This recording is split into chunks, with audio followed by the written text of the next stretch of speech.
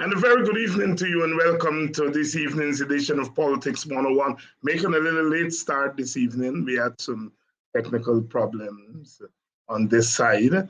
Welcome to Politics 101. David Hinds, of course, on a Thursday evening, continuing our coverage of the political developments in Guyana.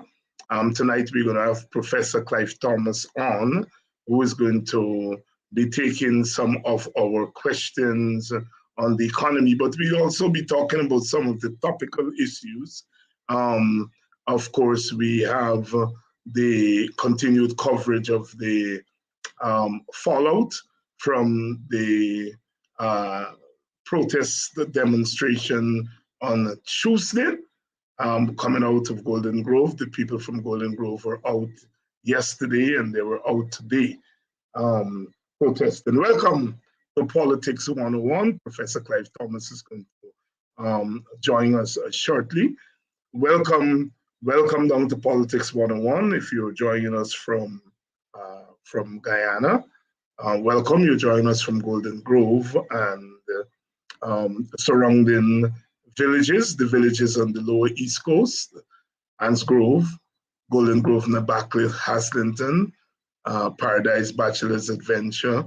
You're joining us from Enmore, Annandale, Buxton, Friendship, Vigilance, area, Strathspey. If you're joining us from Bedford, Acton, Plaisance, Mon Repose, welcome down to Politics 101 if you're joining us from Georgetown, of course. Wherever you are in Guyana, welcome to Politics 101. If you're joining us from Berbice, that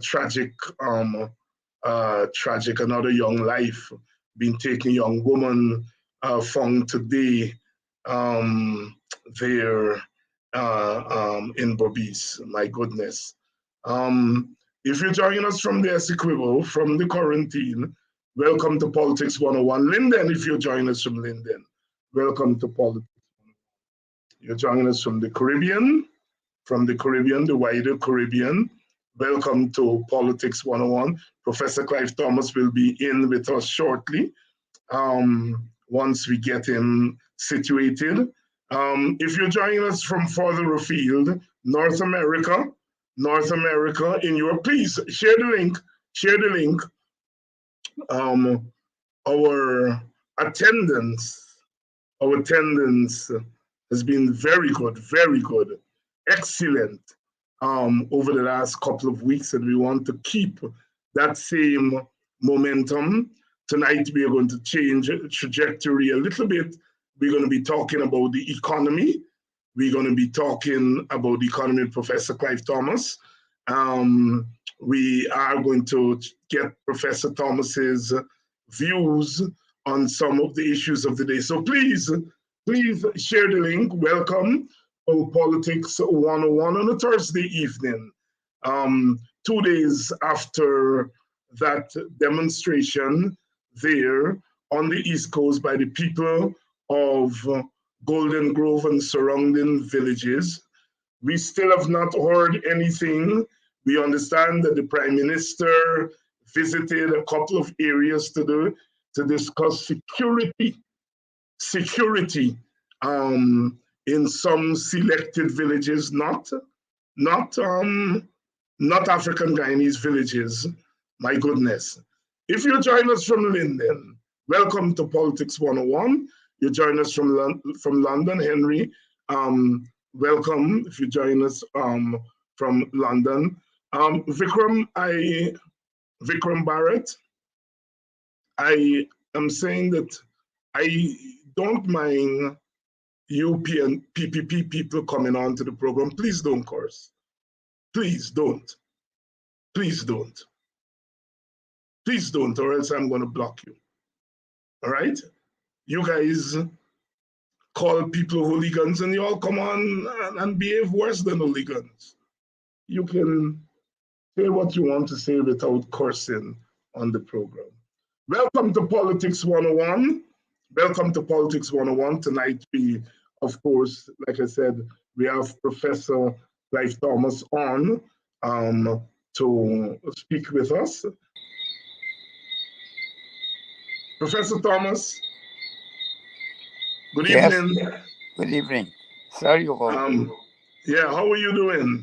Not too bad. We've had Not a too little bit bad. of technical problem. Right. Well, these things happen. Before we get in tonight, we want to talk economics, talk about the economy, talk about the Buxton proposal, talk about those related things.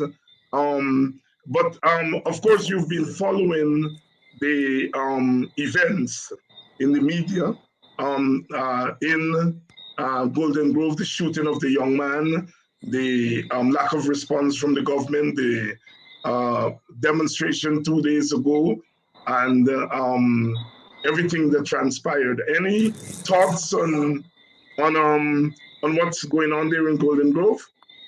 Well, it's not the first time this has happened in Ghana. In fact, my first introduction to politics was, in fact, the police killing of a youth that led to the formation of the movement against oppression. And that was urban based in Georgetown. And out of that came the formation of Ratoon, and then later on the Working People's Alliance.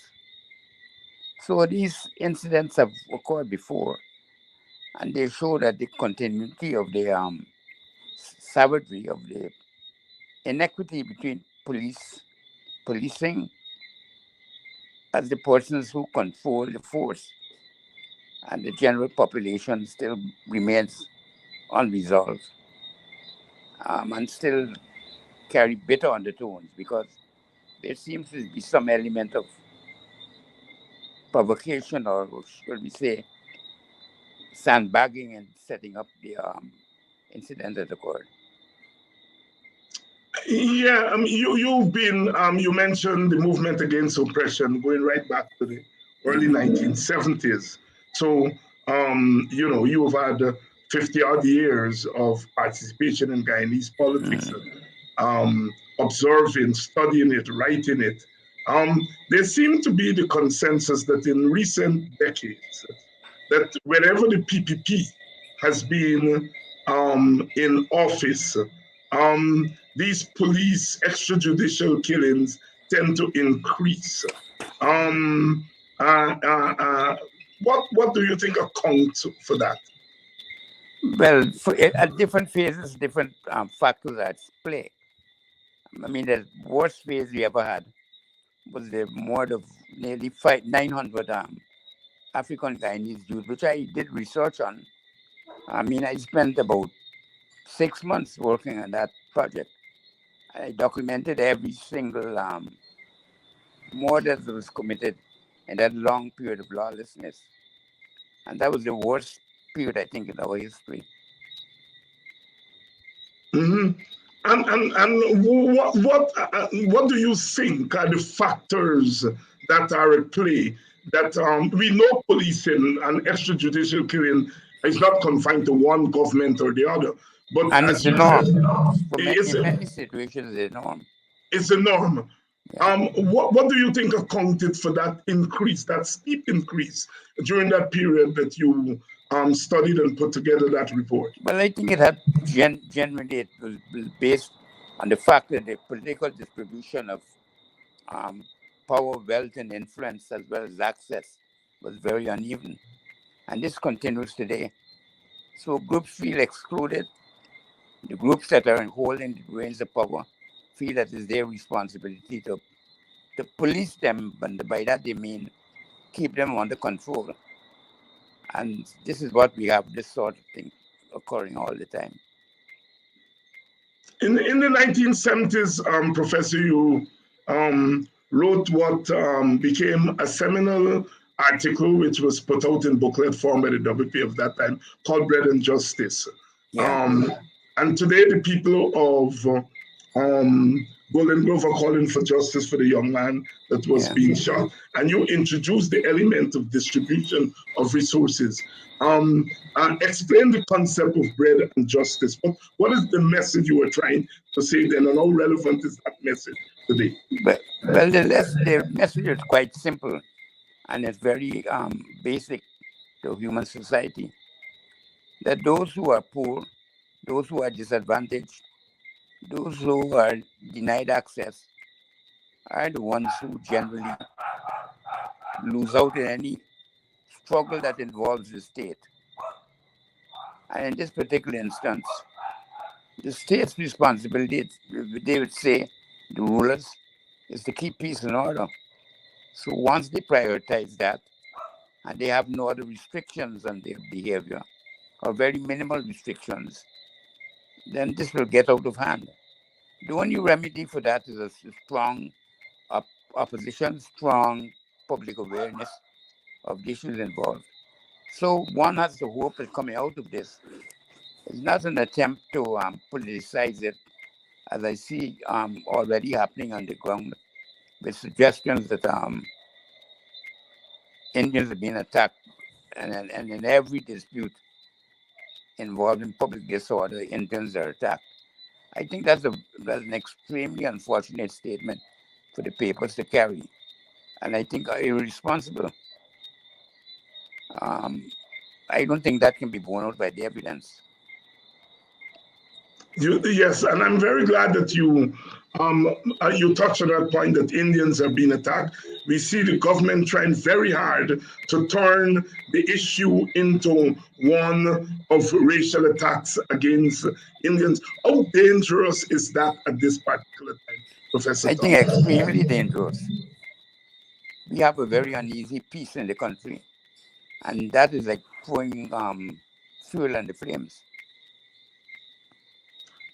If you're just joining us, we have tonight Professor Clive Thomas, eminent economist, former professor at the University of Guyana. Of course, Professor Thomas would have lectured at universities across the world, the University of the West Indies.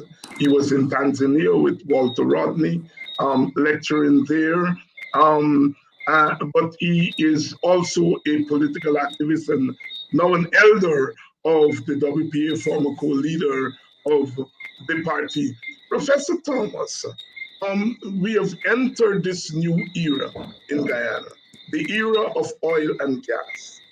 And we had a recent poll done by the IRI that seems to suggest that the society is not awakened to the importance of this new oil and gas era. How accurate that is, and what accounts for that seeming alienation from what's happening with oil and gas? Well, if that is accurate as a poll, remember polls are subject to dispute. I would be very disappointed because for the past, since 2016, I've been writing a column on oil and gas every single week. I mean, this preceded the finding of the first commercial set of oil in Guyana, starting in 2016. We didn't have forced oil until December 2019. By then, I'd written 3 years of columns. So the concentration that I've been placing on this matter would be very disappointing for me if that turned out to be the case, because I think it's the single most important event facing the country in all its various manifestations. And I've been struggling hard to get a recognition of that and to get the commitment out of the authorities, whoever they may be at any time, that at least we will be able to achieve out of this windfall that comes with the discovery of oil and gas, is to ensure that poverty never afflicts our land as a serious impediment to human existence as it does today. And that is why the Buxton proposal. Yes, the Buxton proposal. Of course, we're talking there about cash transfer, but let's go back, if we will, to the events in the last couple of days. We saw the president immediately, within an hour or two of what transpired at Mon Repos. He was down there and offering compensation to citizens who claimed that they suffered loss. And before the end of the day, those people were compensated. This coming on the heels of the president and the vice president going around the country in the last year and literally throwing money here and there at various sectors of the economy. Um, uh, how, how, um, uh, is that policy? Is that policy? Bearing in mind that you are talking about reducing poverty, is that approach by the government, um, could that lead to the getting rid of poverty? No, we could never do. What that is basically just distributing handouts. And because it is done without a social structure, without a legal structure, without a governmental authority that is governed by law and regulation, it ends up being at the caprice or whim of whoever the political party wants to favor at a particular time to win support among the population. It becomes a means of bribing the population rather than supporting their efforts to become, more fully participating citizens and avoiding the risks and dangers of poverty. Um, we see the government talking about one Guyana. Mr. Ali, going around and talking about one Guyana. You, from the beginning of your career, um, have been grappling with the issue of our post-colonial reality, of course, our ethnic problem in Guyana. Yeah. You, the WP, have always said that until we have a political solution, economic development is going to be very elusive. Do you still hold fast to that Very view? fast. I would say it's impossible. What we continue to have if we do not have that sort of social and political order and community building, we'll end up with the politicians fighting for the spoils, fighting to see who's the bigger thief man.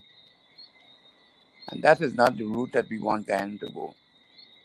And it's an effort to avoid that syndrome that I think we have made a wise decision in the WPA to go for the Buxton proposal, because that's rooted in law, rooted in regulation, and based on scientific studies before it is even implemented.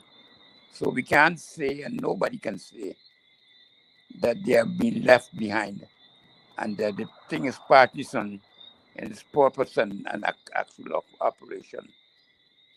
So I feel that that is one of the lessons that we have to learn. And the proposal tries to learn from it and to use it to guide the way in which resources will be distributed over time. Link the Buxton proposal.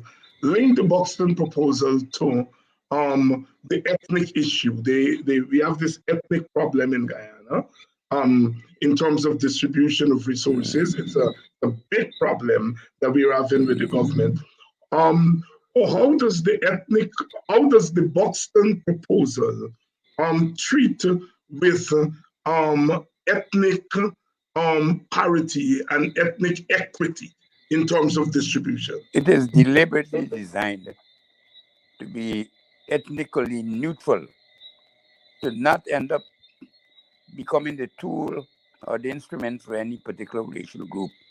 And that is why the proposal gives the cash transfers to every single household by law. It may be that there be some households who can afford not to have the thing without and not be in poverty. But better we give them the extra money than we leave anybody behind that is suffering from poverty and cannot help themselves. The basic idea is to ensure inclusivity.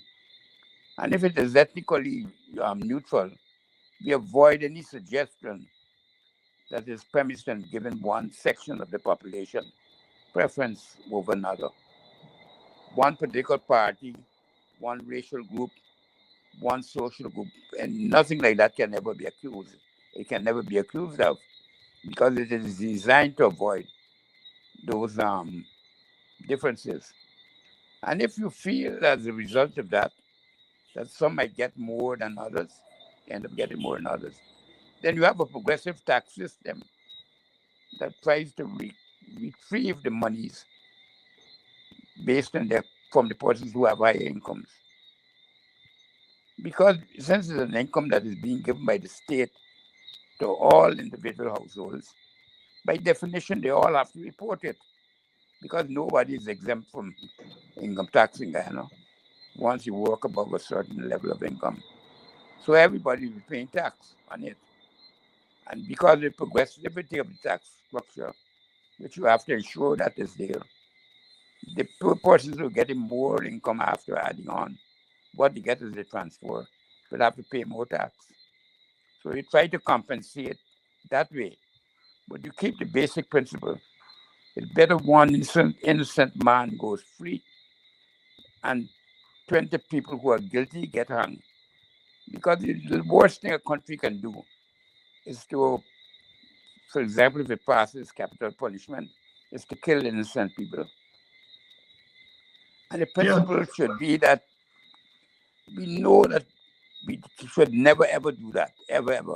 There's certain things that are prohibited by almost every religion, every branch of politics.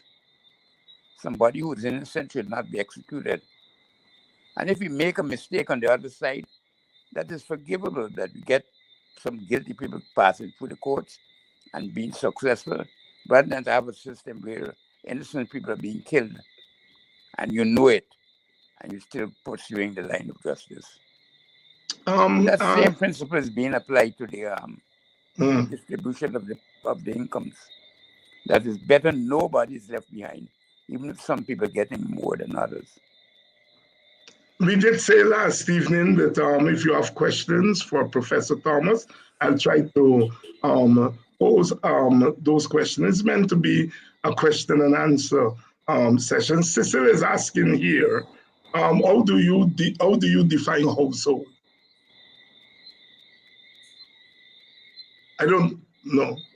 How do you define household? Cecil is asking. Yes. Households are defined in the Bureau by the Bureau of Statistics. It is limited to persons who eat out of a common pot and share a common roof. People who eat out of a common pot and share a common roof. Cecile, I hope that answers your question. Professor, since there are about 210,000 households in Ghana. 210,000 households in Ghana. Between 200 and 210, based on that definition. Based on that definition. Yeah. And every country has to use some social construct to declare what their household, how their household be measured when they go out to do social analysis. And that's what Ghana's Statistical Bureau has adopted. Okay, so I think we have answered that question. Professor, since you, on behalf of the WPA, made an announcement in Buxton of the proposal that was in 2018, emancipation. So it's been 4 years. There has been quite a lot of debate over the issue, starting with the president who said he didn't know what you were talking about. And then it moved to others who said it is going to be handouts. Other people talk about inflation. Other people talk about targeted transfers, etc., etc. Do you mind the debate over the proposal, or do you kind of welcome it? Well, I've answered as many questions as have been posed that I can find. I think all of them, they're an answer for. There's a response for, I shouldn't say an answer. And I've given that. Many of them are based on just lack of awareness of the issues. Like, for example, people say it might cause inflation. But if the income that you're distributing comes from export earnings, if it comes from foreign exchange, that you generate by selling oil, it will have no impact on monetary demand in the country, no extraordinary impact, because it's one branch of income being redistributed to another type of income spenders. So all those things are taken care of in the thing, but many people haven't thought it out very clearly. I think I saw some letters in the papers recently. There's even one man said, "I'm not original by calling it Buxton proposal."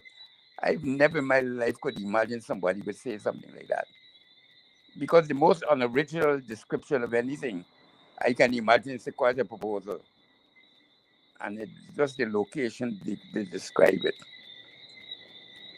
Yes. But that shows what the quality of some of the exchanges. But Mhm.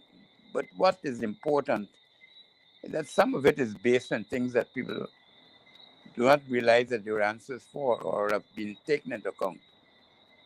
Um, I don't want to say ignorance because I don't want it to sound as if I'm putting down people, but it may just be lack of awareness or lack of knowledge Mhm. on how the answers and the way in which the proposal caters for these things that they raise it.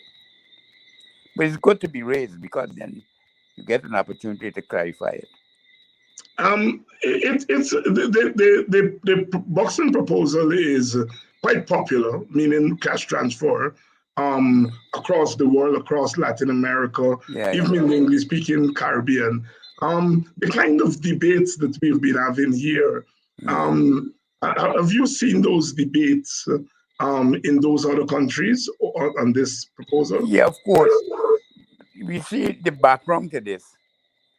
And many people, I'm surprised that the people who are among the many do not realize that forget, I don't should not say do not realize, forget that the world went through a collective global effort involving millions of professionals in every country of the world to study development and come up with the priority policies for solving the development problem and how to cope and deal with it. Ghana was a party to that mobilization. And once I say the words, people will recognize what I'm talking about. The first big effort was the Millennium Development Goals between 2000 and 2015.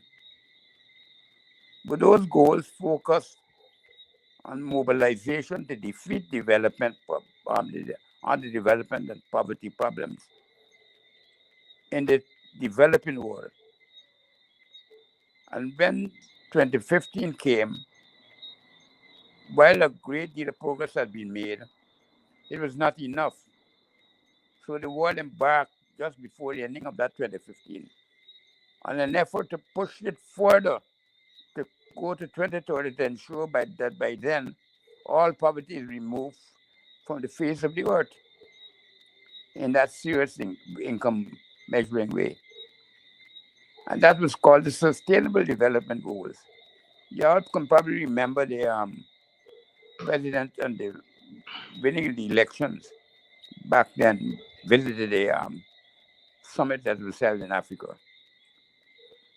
So this was something that we committed to, and it has 8 years to go. So when people talk about development plans for Guyana and what we're doing, even the people who are supposed to be the economists fail to remember that they've already committed to a plan ending in 2030, 8 years from now. And Mhm. people's memories are so short. We haven't even finished half of the 15 years. They act as if we don't have a plan. We have something regulating how we're going to deal with the problem. It's not the product of any single mind. It's the product of collective intellectual power of the entire world, rich and poor. That's going to Mhm. 2030. And if we can't even recognize that we have made solemn commitments, 193 countries in the world pledged that by 2030 we accomplish all the things that we set up to. There were 17 goals. So we have policies that have been thought through by humankind to deal with these problems. I'm not inventing anything. I'm just reminding people of what they did. But maybe they went through a ritual and they didn't care. Mhm. But those of us who took it seriously This is the legacy that we have inherited and we left to mankind. This is Pro- what pro- the collective world has done. Probably the most heroic achievement ever done through intellectual effort on the part of human beings across the entire globe. And Professor poor Thomas, people don't even remember it. yeah, yeah, yeah. It We, really we, saddens me, you know. yeah. And then they're We telling me talking that about, I'm introducing some new idea, but yeah. poverty. This is nothing new. This is what we are already committed to do. This is Countries the like, nature of the country. yeah, countries like Guyana have been grappling with the question of underdevelopment and by extension development. How does the reduction of poverty aid development of a country, in particular, aid development of Yeah. Guyana? But first of all, it frees human resources. When someone is poor, it's associated with a lot of other impediments. They're suffering from malnutrition. They suffer from illnesses that they may not even have the medical resources or can afford the medical resources to treat. They suffer from hunger, so they lack energy. They suffer from an ability to send their children to school, so they keep them warm or keep them, you're asking them to help them to work. They suffer from all sorts of deprivations, including the access, so they have no opportunities to social mobility. All that is impeded once you're poor. Some of us get out of it, as I was as a youth, and my parents might have been helpful in that. But a powerful impediment to every form of human activity. So this is why I think that we have to remember that the paramountcy of poverty is that it restrains the ability to use our resources. And the most important human resource is human resource. Human skills and invention, innovation, and the creation of ideas are the most important factors in development. You can't have progress, you can't have development without science. You can't have progress and invention in science without people who are willing to innovate on the basis of the discoveries that are made. All these things require a population that is not poor, that's educated, that has the ability to get access to whoever they want to, so their ideas can be discussed and passed on. It wouldn't be the privilege of just a few. Mhm. And Professor I think many Savitri, people are liberated by these notions. I think when people in Ghana realize that we have a real plan in which we can, you know, set up the future for this country that is there, and that leaders are doing everything but mentioning it. When last you ever heard about the Sustainable Development Goals? You got a whole big UN apparatus there mhm, trying to foster the ideas. And the very countries that should benefit most of it by it, those who are in a position like Ghana, because we are in a sweet spot internationally. Prices are rising globally, but what are the prices that are rising? Agricultural products, food, oil, and gas. And we are major producers of both. This is almost a generation made for Ghana. We're in a terrible sweet spot, a mhm. humongous sweet spot. So we should not be thinking about poverty as a impediment. We should be thinking of how rich we can get ourselves and CARICOM going forward. Because this is an opportunity to break all those chains that have kept us back in immiserization. And there's no boldness, no thinking, no. And I'm terribly disappointed that this is what we have left of the intellectual class and the Professor political Clive elites. Thomas, WPA elder, former co-leader of the WPA. Professor Carl is asking here, if the proposal is ever adopted, will we see the transfers eventually becoming means tested? I suppose he wants to know whether you are for conditional transfer or unconditional transfer? To begin with, any quote unquote unconditional transfer that goes to every household is by definition also conditional. Because once you select the poor, you set up conditions that are different from selecting any other consideration. By selecting the priority in terms of poverty, you make sure you bring every person under the tax net. And under the tax net, the persons who are least represented are those who don't have an income to report. Those are the poor. And that is how we define poverty in terms of money income. So they become part of the tax net. To be able to pay the people, as we point out in the proposal, you're going to go and carry around $1,000 or $5,000 in paper money. You have to give them some sort of right to obtain the money from some place, some banking institution, some shop, some government office. And the only way you can secure that is by giving everybody an e-identity. So almost by definition, you ensure that the people throughout the country, because every household is involved, becomes an e-citizen. You don't got to fight to do it, give it a laptop to do it. By definition, this will happen. They'll prioritize things like getting a phone with digital access. So all those things will take place.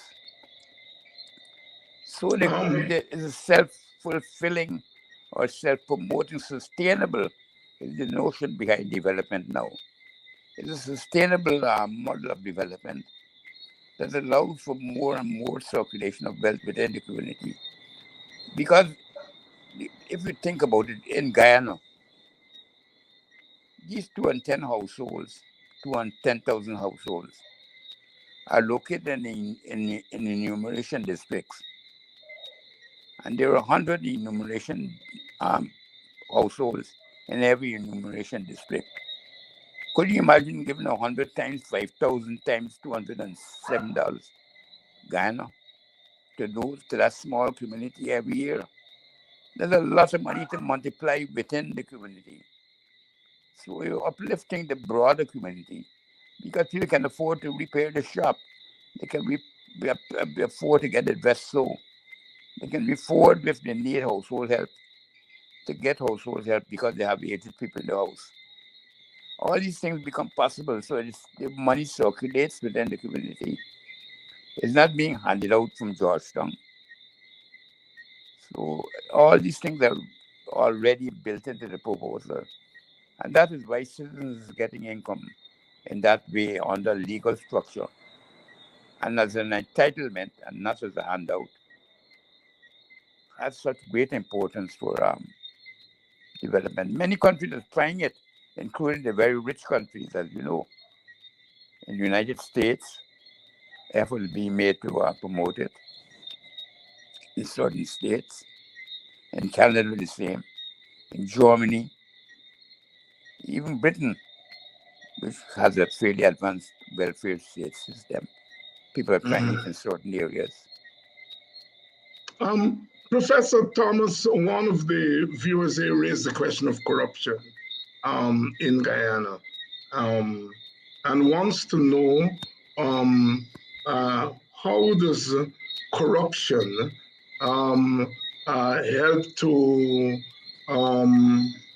inhibit development in a country like Guyana? How what? Corruption. Well, the major inhibitor of growth. That's why I wrote about the criminal state, where the function of the state is not to do things that states are supposed to do, but to facilitate the collection of economic rents by those who control the state.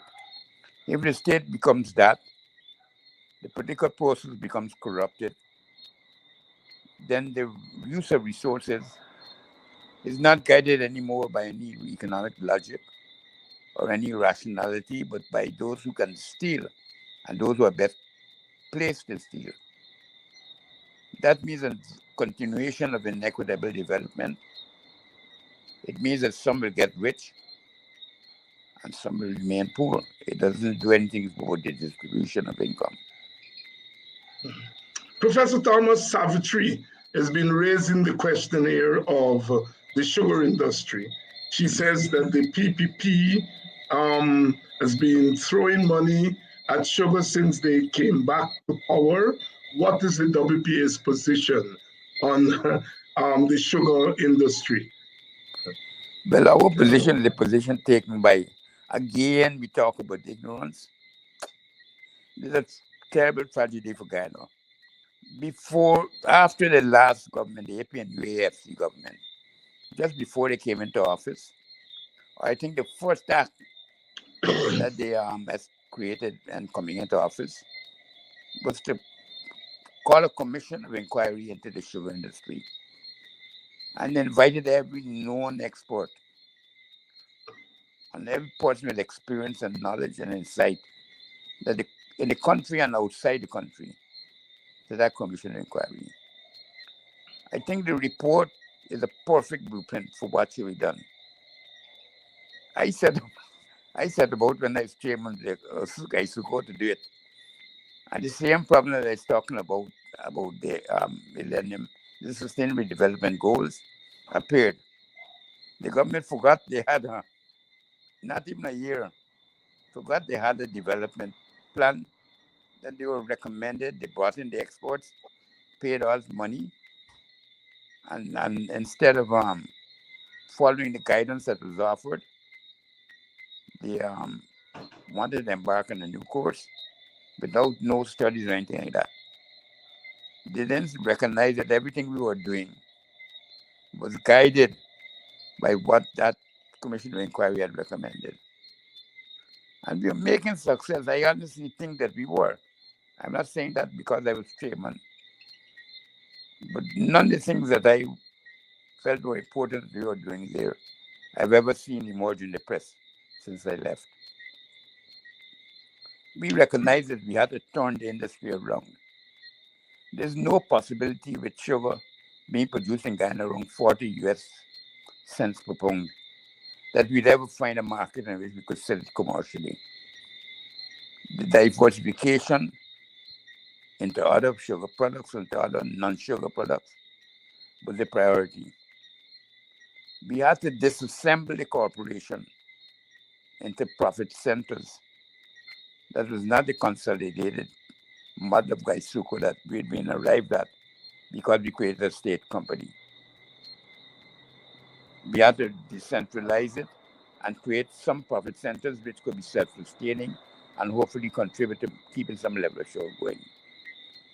We also recognize that to subsidize the industry, the main beneficiaries of that subsidy would have been the consumers of sugar, not us. If the sugar workers were going to benefit, that would at least have made some sense when you say you're giving some income to sugar workers to keep them going. But the main beneficiaries of any subsidization are the people who are going to buy the sugar at 18 to 19 cents a pound after you produce it at 40 cents per pound. And those are going to be in Europe, those are going to be in the United States, where we have agreements. And where they are the only places now we can sell the sugar. So it's a losing proposition, it's a draining proposition, because we don't have a shortage of foreign exchange. Oil is there, and we know that we not have a problem of starvation for foreign exchange. We have an overabundance of it, if anything. So there's no premium value on the sugar as foreign exchange anymore. It's not as if like in the days when there's nothing else. So all that was an incentive to seek the diversification. But I've never had a discussion on these matters. So I don't know why it is that they changed that. But I have my own feelings, my own judgments, but I will make them public.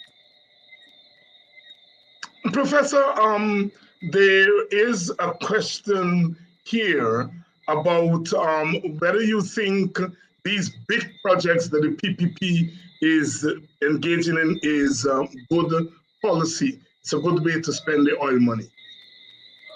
Well, you see, the thing that is the most important thing to me, because people make the accusation that if we give out the box and proposal money, they can be thieving and corruption and waste. But my point has been that the record of governments in Ghana in independence on projects has proven that the single biggest loser or loss of resources and projects comes through government management and handling of it. You could think of so many projects. Look at the skeleton estate itself. We're talking about sugar. Look at the one laptop proportion project. All these things have failed miserably. Humongous amount of resources have been plowed into them. There's no accounting. There's nothing we can do in retrospect because it takes so long and eat up so many resources. So in that type of situation, it's very difficult to feel deterred by the risk of corruption when you know that inefficiency and incompetence alone is going to take a good 1/3 of any project that you're going to be developing in Ghana. And when you add on corruption and whatever else it is, it takes a big bite out of what you're getting from a project. So projects are burdened with that double burden. They have the burden of corruption and they have the burden of managerial incompetence. Professor, there's another question here. And a good example of it too is Gaisugo. I have never heard the new management once mention the Commission of Inquiry. And that Commission of Inquiry is not based on people who are sympathetic to AB and you or the FC. It is a broad-based national commission. It even brought in past experts. People who ran the industry in the times of the previous PPP government. Yeah. There's a question here, Professor. Sorry, I thought you were finished. Go ahead. Are you finished, Professor Thomas? Yes, I am. Yes. There is a question here about your thoughts on the revelation in the Vice News program on Guyana a couple of weeks ago, the Mr. Sue expose. Some viewers here want to know your thoughts. Well, as head of Sarah, I would say that that's something that certainly would have been very encouraging to me to find that we're having evidence of systemic corruption. Because as head of Sarah, we did find lots of evidence of that. But of course, there's a difference between having information on it and having evidence that would stand the test in court. And we didn't have a long enough period to get that, to move to that second phase.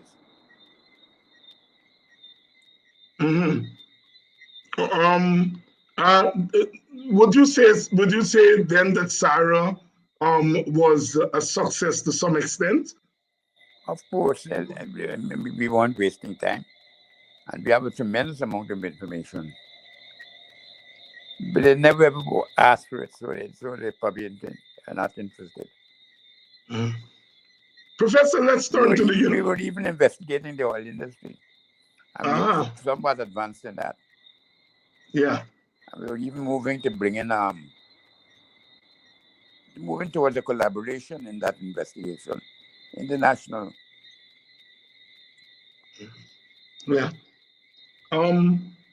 Professor, let's shift to the universal basic income.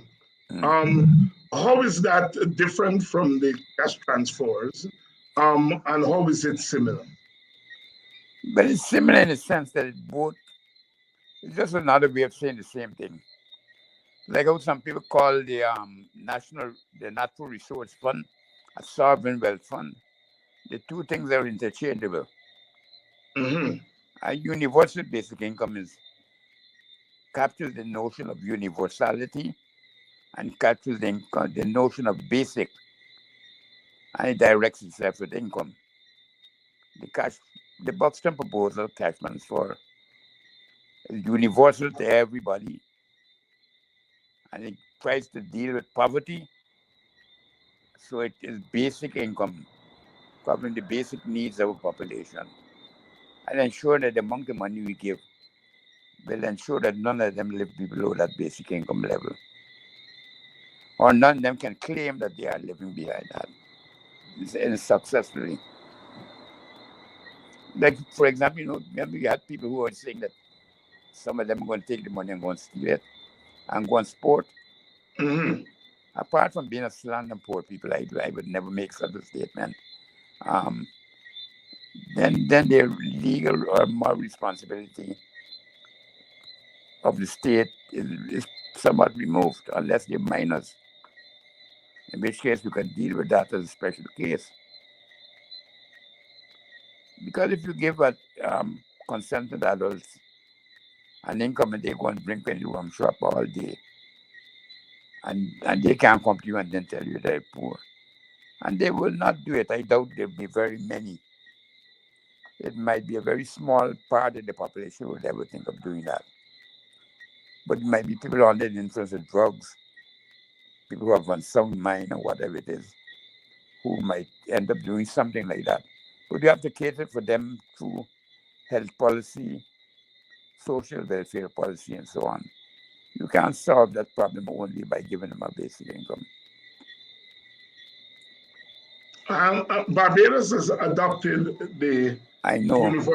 universal basic income. Yeah, Comment I on that, sent that. I please. think I sent that to you. Yes. Can you comment on that? I mean, the fact Well, that I was Barbados has just sad enlisted. for Ghana and that we ain't got no pride. But of course, Mia Motley is far ahead of all of them in terms of Mm-hmm. intellect and perception. She is very perceptive, and she's a genuine intellectual. She understands the power of ideas, and you will hear the difference from the way she speaks and the way she articulates her ideas. Mm-hmm. She may not be progressive enough for us, but she's definitely a thinking politician, Uh-huh. and you can't ask for more than that in the Yeah. Caribbean. Right. But she's been an important ally, though, because I think that her facility had been able to translate progressive ideas into catching pronouncements and engaging commentary stands out remarkably. I think she's a remarkable figure from that point of view. Mhm. Let's talk a little bit about Caribbean integration. So since we've gone to Barbados, we want to talk about CARICOM and Caribbean integration. There is some mixed signal coming from this government as far as integration is concerned. The suggestion perhaps that Guyana doesn't need the Caribbean anymore since we have oil. Is that misplaced? That's pure foolishness Mm-hmm. because we're not needing CARICOM um, only because we have oil. I would say we need CARICOM even more because we have oil, because we have an opportunity to make CARICOM a platform of economic space and vitality that Guyana can prosper in as a launching platform for all of CARICOM. You see how, if you think about it, Guyana is almost too small to have so much oil. Mm-hmm. 800,000 people, and the guy who wrote the letter in the papers pointed out to them, you're so foolish. And you put on a stringent local content policy. All you're going to do is discourage people from coming. How could you supply the skills that you need? You only pandering to your ego, you're not pandering to economics or to rational thinking. You're just saying, be big and bold. Pure nonsense and noise. And as the German, I think, professor, he probably had some relations in the region because he wrote with some close knowledge of what is going on. Pointed out recently in the Sky Show News, I think it was, that all the problems that are facing us now come from the stringency of the local content bill. You could put on a paper what you want, and once you do that, become committed to it, and it gives people an opportunity to challenge it legally. I think I made this point in your last program. That the worst thing you can do is to put into law a local content policy because you give everybody a legal target to aim at, something characterized and written down in law that they can use to challenge you at the international court, where that type of thing is clearly protection. You don't see how Trump does it. Trump does say make America great again. And he imposed all sorts of tax regimes. But what law in the States will be able to can be used to prove that America is violating the WTO? Those things don't have to go into writing. He knows how he wants his executive to push the private sector and to operate through the state. And we don't learn. It's big and braggadocious and forget we're a small country. Yeah.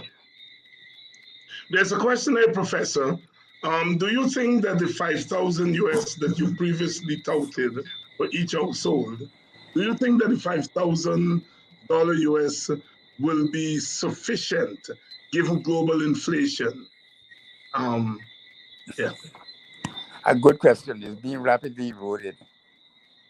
But if I'm having difficulty with 5,000, I think to suggest even more because I want to put a constraint of 10% of the oil money, the net revenue flows from oil, to ensure that nobody could argue that it can be afforded.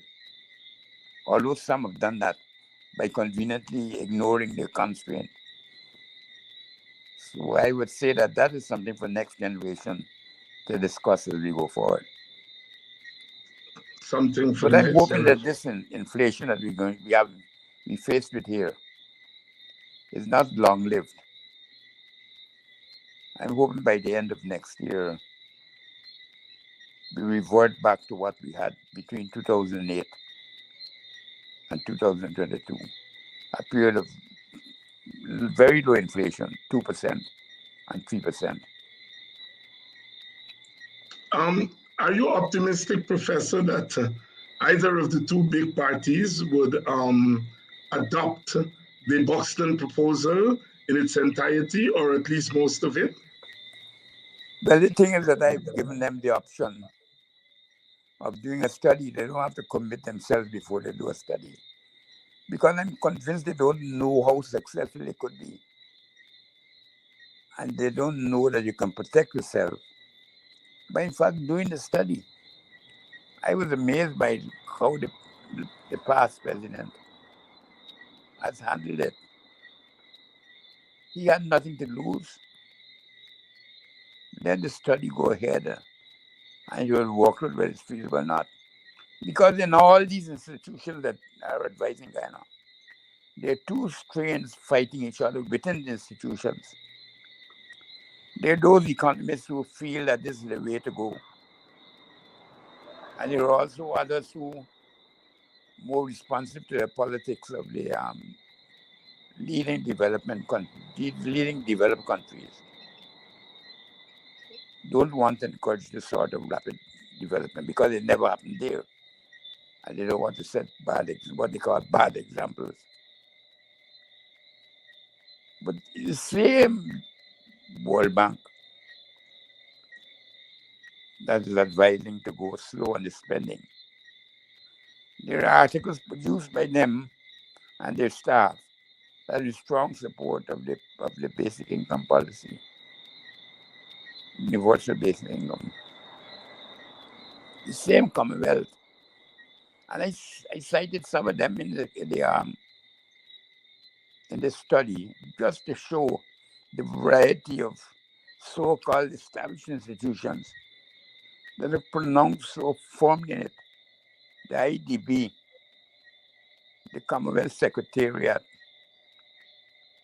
the World Bank, the IMF, the Asian Development Bank, UNCTAD. All these institutions have gotten examples written out of the success of these things. And that's where if they go to the report, they find that one whole article is devoted purely to exhibiting the literature and the quotes around it.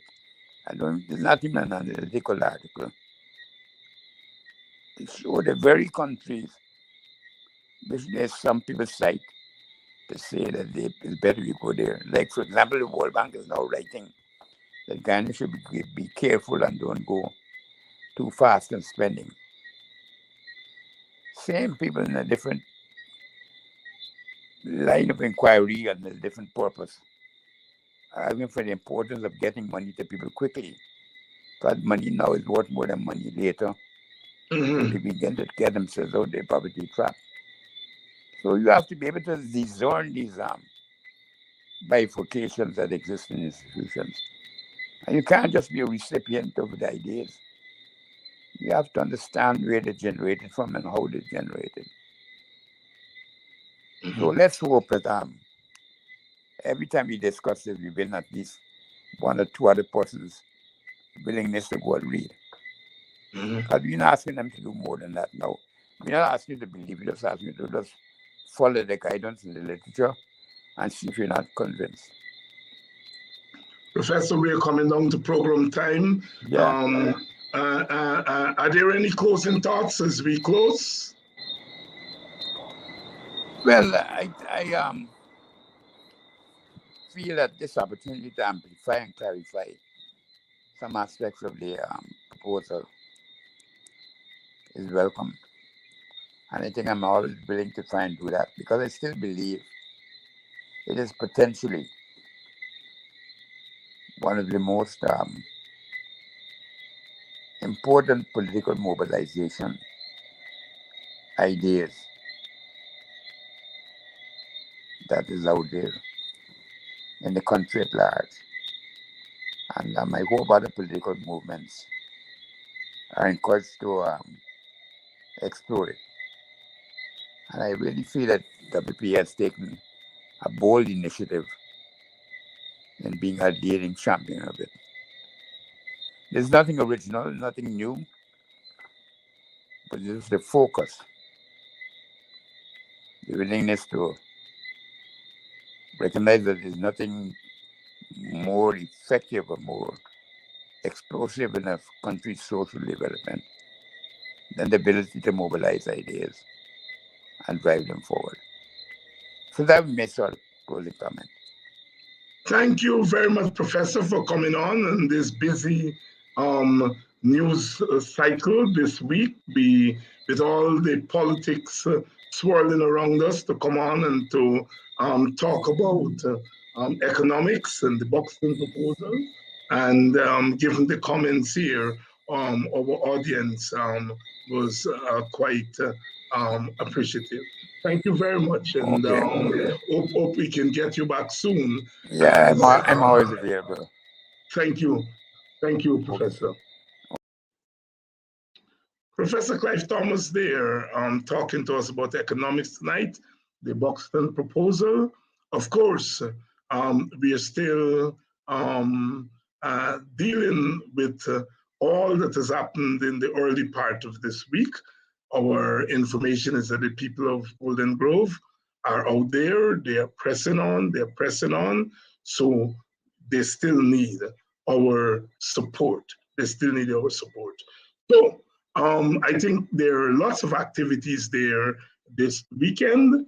Those of you, keep your ears open on Monday.